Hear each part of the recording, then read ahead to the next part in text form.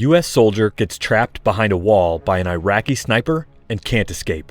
Hi, I'm Alan Isaac. Today, I will be sharing with you my story as a U.S. Army Staff Sergeant. I and Sergeant Shane Matthews were tasked to investigate a pipeline construction area in Iraq as the war was winding up. Some dead construction workers were lying on the ground, and there was a wall. I was quite curious and worried about what was behind the wall. Not being able to see what was behind there was giving me anxiety. After waiting for 22 hours without seeing any threats, Matthews decided to go to the site by himself. He got out from the hideout determined to start the investigation. I remained in my position. Matthews got to the site and checked on the dead construction workers. He noticed that they all died from headshots and that they were executed by a sniper. Matthews informed me of what he just discovered. I asked him to get out of there, as we couldn't tell whether the shooter was still there hiding. While we were busy communicating, Matthews got shot by the sniper. It happened within moments. I came out of hiding, wasting no time, and ran towards Matthews to help him, but it was my carelessness. As soon as I reached Matthews, the sniper targeted me and shot me in the knee, availing the opportunity. I hopped over the wall that I was curious about, taking it as cover. It temporarily saved me from the targets of the sniper. After some moments, I collected myself and looked for the bullet shot. My knee was gravely injured and blood was coming out of it. The bullet was still stuck inside there too. I obtained a bandage to control the bleeding and went on to retrieve my radio. I put in a request for extraction, but later found out that the radio was broken. It was struck by a bullet. Matthews was severely injured and was in agony. He asked me whether or not I could determine the position of the sniper. He wanted to know his location, as the only way out for us was to remove the danger.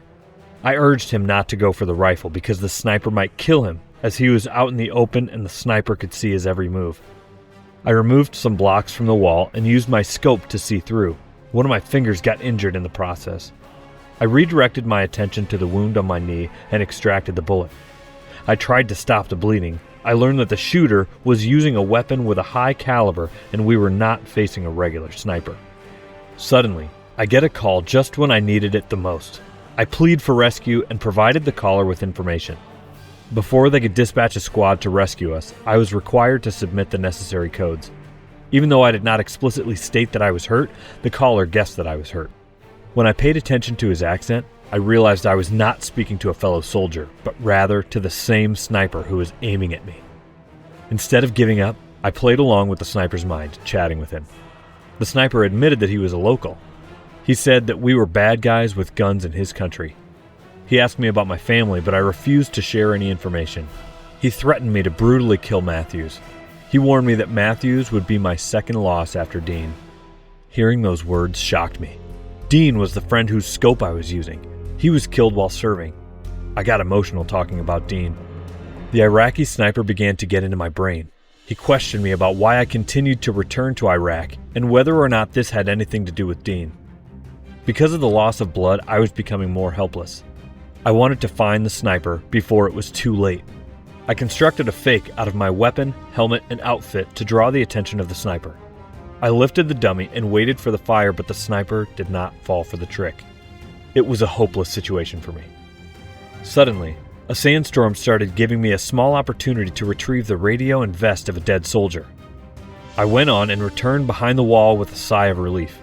The sniper kept shooting at me, but I managed to survive. I checked the radio, but found out that it was dead as well. I was now desperate for help. I was unwilling to give up. My last hope was for Matthews to regain consciousness. He was alive, but unconscious. Suddenly, I saw Matthews slowly wriggling toward his gun amid the dusty wind. I tried distracting the sniper with small talk. Matthews finally got hold of the sling of his gun. The sniper warned me that Matthews is in his crosshair, and that he was going to tear his face off any moment now.